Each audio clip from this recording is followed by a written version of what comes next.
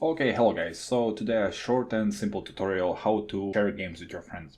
Let's say you don't want to buy them, or maybe you have a game your friend has, maybe your friend has a game you want, so you don't have to buy it, you can just play it with them. So you can go to Steam, top left, settings, family, and obviously you can see I'm already in the family.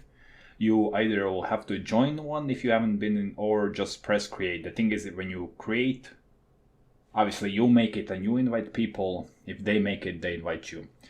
Let's, for example, go to library. See? You can see all the games you are playing.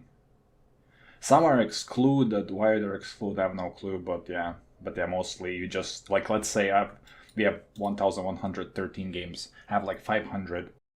He has a bit more, so yeah, and we just share them. You can see if it's two, you both have it. Then you can go to collection, and yeah, here you can see all the games.